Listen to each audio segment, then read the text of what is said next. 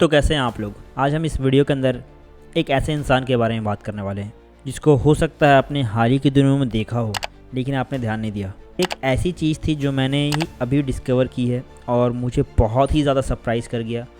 इस इंसान के बारे में मैंने जब जाना और जब इसकी चीज़ें देखी तो मुझे ऐसा लगा कि कैसे कोई इंसान इस लेवल का होने के बावजूद भी हमें लाइमलाइट में नहीं देखने को मिला या मैंने पहले इसके बारे में नहीं जाना। ये कहानी है एक बॉडी बिल्डर जो कहा जाता है दी परफेक्ट, फिर कहाँ गायब हो गया ये कहानी है एंड्रे चेरेट के बारे में। कभी कभी दुनिया कुछ लीजेंड्स को भूल जाती है। ये एक ऐसा लीजेंड है जिसने हाल ही में काफ़ी ज़्यादा लाइमलाइट बटोर ली है। अपने पीक टाइम पे तो नहीं, लेकिन अभी ये बहुत ही ज़्यादा पॉपुलर हो रहे हैं रील्स में, टिकटॉक्स पे, सोशल मीडिया पर। आज हम बात करने वाले एक ऐसे बॉडी बिल्डर की जिसे गोल्डन एरा का हिडन जिम माना जाता है। उनका नाम है एंड्रे चेरेट। मैं भी मानता हूँ कि कुछ दिन पहले तक मुझे भी नहीं पता था इनके बारे में कुछ भी, लेकिन जब मैंने ये क्लिप देखी तो मैं बिल्कुल ही रुक सा गया। मुझे ऐसा लगा कि मैंने ये साइट कभी डिस्कवर किया ही नहीं, मैंने इनको कभी देखा ही नहीं। ये इस तरीके से नज़र आ रहे थे। मुझे पहली बार नज़र में इनको देखा तो मुझे ऐसा लगा कि मैं किसी मूर्ति को देख रहा हूँ, कोई एक स्कल्पचर, कोई एक आर्ट है जो मेरे सामने खड़ा है स्क्रीन पर।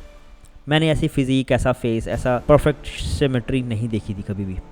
इनका फिजिक देखोगे तो ऐसा लगता है कि जैसे कि ग्रीक गॉड को जिम भेज दिया गया हो। Perfect shape, insane cut, symmetry, face cut, face इनका जिस तरीके से था, इनके हेयर स्टाइल अमेजिंग लेवल पे थे। मैंने सिर्फ और सिर्फ ये चीज़ें मैगजीन्स और ग्रीक गॉड के स्कल्पचर्स मैंने नाम सुने थे, मैंने बस उनके बारे में फ़ोटोज़ वीडियोज़ देखी थी, लेकिन मैंने पहली बार किसी ग्रीक गॉड को पोस्ट करते हुए देखा है। जितना ही सरप्राइजिंग इंसान है उतनी सरप्राइजिंग इसकी कहानी भी है। अगर आप जानेंगे तो आप बिल्कुल अमेज़ हो जाएंगे। तो वीडियो पूरा देखें और आपको कुछ ऐसी चीज़ें पता चलेंगी 90s की और 80s के बॉडी बिल्डर्स की जो आपने हो सकता है नहीं ध्यान दी हो। और इस बॉडी बिल्डर के बारे में जानने के बाद आपको ज़रूर इनके बारे में क्यूरियोसिटी हो जाएगी जानने की। लेकिन मैं आपको यकीन दिला कर दे सकता हूँ कि जो मैं वीडियो में बताऊँगा इससे ज़्यादा आपको पता नहीं चलने वाला इंटरनेट के ऊपर, क्योंकि मैंने बहुत ही ज़्यादा खोजने की कोशिश की है इस इंसान को हर जगह, हर तरीके से, लेकिन इसका कोई अता पता नहीं है। लेकिन इसके अंदर मैंने जितनी भी इन्फॉर्मेशन इंटरनेट के ऊपर मौजूद थी मैंने सब कुछ इकट्ठा करके इस वीडियो के अंदर बना दी है। इनको देख के आपको लगता हो क्या कि बहुत ही ज़्यादा वेट होगा इनका, लेकिन यकीन मानिए ये सिर्फ 180 LBS के हैं। दिखते थे भले ही 220 LBS के, और आजकल के बॉडी बिल्डर्स तो 300 तक चले जाते हैं। और ये जो कम वेट का रोना है ये बॉडी बिल्डर्स बहुत ही गाते हैं, क्योंकि उनको कहते हैं कि उनका वेट कम है, इसकी वजह से उतने बड़े नहीं दिखते हैं। भाई साहब, इस इंसान को देखो, सिर्फ 180 LBS। कोई इंसान मानेगा इस चीज़ को कि ये इस तरीके से है? इस तरीके से कोई इंसान 180 LBS पे दिख भी सकता है? इमेजिन भी नहीं कर सकते आप। एंड्रे चेरेट एक कैनेडियन बॉडी बिल्डर थे जो कि क्यूबिक से आए थे। 90s के स्टार्ट में इन्होंने IFBB प्रो बन गई है। उस टाइम फ्लेक्स व्हीलर, ली प्रीस्ट जैसे लोगों की लेगेसी चल रही थी और ये लेजेंड्स कम्पीट किया करते थे। लेकिन कुछ साल बाद ही इन्होंने सीन छोड़ दिया बॉडी बिल्डिंग का, पर उससे जो लेगेसी छोड़ी थी वो आज भी बरकरार है और लोगों को शॉक करती है। 1996 के अंदर एक फुटेज आई थी आयरन मैन प्रो नामक एक शो के अंदर, जिसके अंदर एंड्रू देखने को मिले थे और ये खड़े थे फ्लेक्स व्हीलर, ली प्रीस्ट, पॉल डिलेट, शॉन रे जैसे लीजेंड्स के सामने खड़े थे। एंड्रू की ट्राइसेप्स, वी टेपर, बैक देख के ऐसा लगता था कि जैसे कि कोई स्कल्पचर किसी मार्बल से इनको तराशा गया है। इनकी हर एक बॉडी पार्ट इतनी ज़्यादा स्कल्पचर्ड थी, इतनी ज़्यादा परफेक्ट थी, बैलेंस थी, राउंड मसल बेली इनकी। आजकल हम बड़ा बात करते हैं कि इस बॉडी बिल्डर की जेनेटिक्स बड़ी अच्छी है, इनकी राउंड बेलीज बड़ी अच्छी है। आप इस आर्ट को देखिए, ये आप चलता फिरता आर्ट देख रहे हैं स्क्रीन के ऊपर। अभी बिल्कुल ही फ्रैंक ज़ेन की याद दिला देते थे अपने फेस से, पर जजेस ने उनको कॉम्पिटिशन के अंदर 13th प्लेसिंग दी थी। तो बात ये नहीं थी कि उनकी बॉडी ख़राब थी, इनको इसलिए पोजीशन ख़राब इसलिए मिली। बात ये थी कि कंपटीशन ही इतना ज़्यादा टफ था।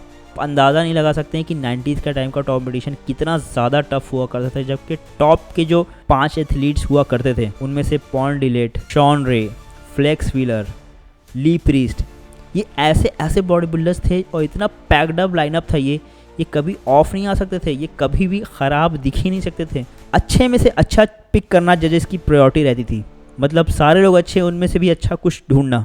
इस तरीके का पैक्ड लाइनअप हुआ करता था। उसके पीछे भी पैसे के लिए एक रीज़न है। पहले के टाइम पे इतने ज़्यादा कॉम्पिटिशन्स नहीं हुआ करते थे जैसे कि आजकल IFBB प्रो मेले की तरह बांटती है कार्ड्स, सबको IFBB प्रो बना दिया जाता है। कॉम्पिटिशन्स, टन्स ऑफ कॉम्पिटिशन्स चलते रहते हैं। उस टाइम पे ऐसा नहीं हुआ करता था। लिमिटेड शोज़ हुआ करते थे लोकल्स के, वो भी US में ज़्यादा फेमस हुआ करते थे। और उसके अंदर ही उस कंपटीशन के लिए सारे लोग होड़ में लगे रहते थे और उसके अंदर उस एक दो कंपटीशन को खेलने के लिए सारे लोग जी जान लगाया करते थे। ऐसा नहीं कि ये कंपटीशन मिस हो गया तो अब कुछ और 2 महीने बाद खेल लेंगे, नहीं, साल में 1-2 कंपटीशन इसी खेल रही हैं, अगर उसमें भी क्वालिफाई नहीं किए तो वो कभी जीतेंगे ही नहीं। तो सोचिए ये माइंडसेट लेकर अगर कोई इंसान कंपटीशन में उतरे तो सारे लोग पीक आएंगे और उस पीकनेस की वजह से, उस इतने टाइट, इतने ज़बरदस्त लाइनअप की वजह से, और मैं तो ये कहता हूँ कि उस टाइम के जितने भी ओलंपियंस और टॉप 5 के एथलीट्स रहा करते थे, अभी के टाइम पे वो compete करेंगे अगर साल बर साल अलग अलग बॉडी बिल्डर, तो हर साल हमें एक नया ओलंपिया देखने को मिलेगा।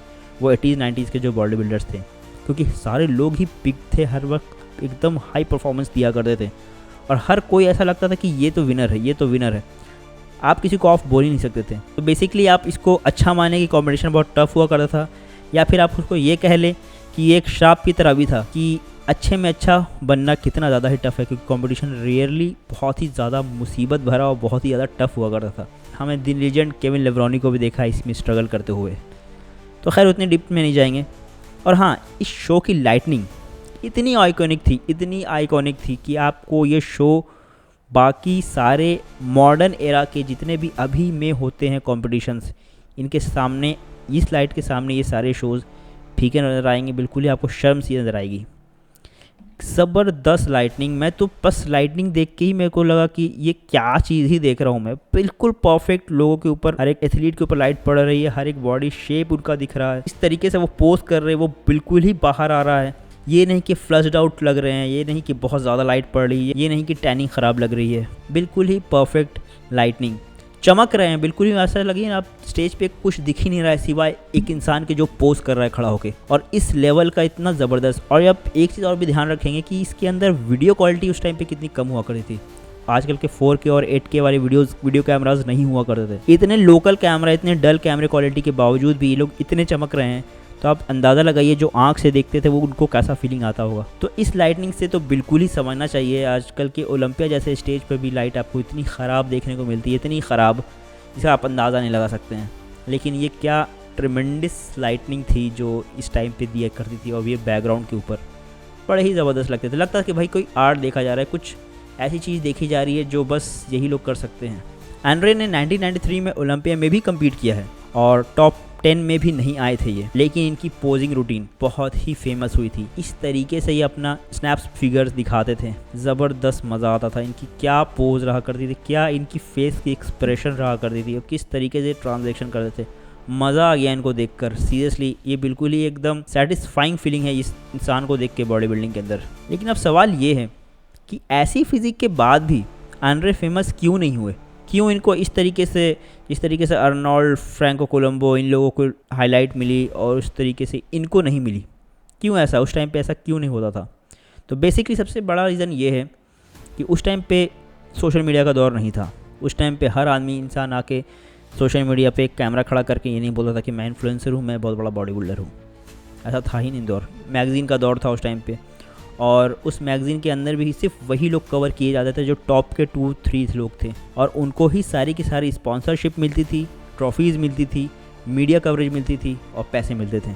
और क्योंकि बॉडी बिल्डिंग सिर्फ ट्रॉफीज़ नहीं, स्पॉन्सर्स नहीं, मीडिया नहीं, PR का भी गेम है। एंड्रे जैसे लोग ज़िंदगी भर स्ट्रगल करना पड़ता था इन लोगों को, क्योंकि उस टाइम पे सोशल मीडिया का ज़माना नहीं था। कोई ये नहीं बोलता था कि मुझे स्पॉन्सरशिप, सिर्फ 500 के फॉलोवर्स पे स्पॉन्सरशिप मिल रही है, इनको थोड़ा कुछ फेम मिल रहा है जिसके ज़रिए ये अपने आप को ज़्यादा पॉपुलर बना सक रहे हैं। ये लोग खुद जॉब किया करते थे। लगभग बहुत सारे बॉडी बिल्डर्स आप उस टाइम पे देखेंगे, रॉनी कोलमैन पुलिस की नौकरी किया करते थे, नासिर हसन भाटी प्रोफेसर थे। ये लोग जॉब करते थे और अपना पैशन को फॉलो करते थे बॉडी बिल्डिंग। ये नहीं कि इनको स्पेसिफिक एक स्पोर्ट से इतने पैसे मिल रहे हैं। आज जैसा आप सुनते हैं कि अर्नोल्ड क्लासिक में 7 लाख, $7.5 लाख डॉलर्स दिए जा रहे हैं, उस टाइम पैसा नहीं हुआ करता था। लेकिन उस टाइम के बॉडी बिल्डर्स सिर्फ पैशन उनका इतना हाई था कि वो इसमें कम्पीट किया करते थे।